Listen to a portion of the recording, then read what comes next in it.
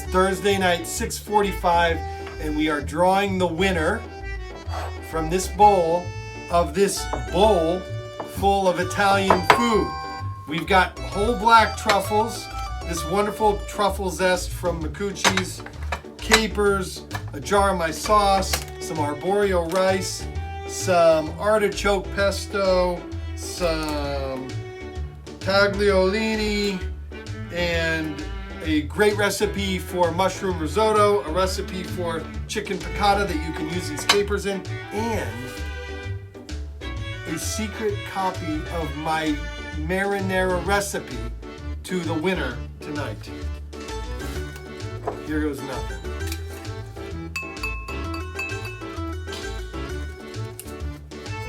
And the winner is our new patient, Gaye.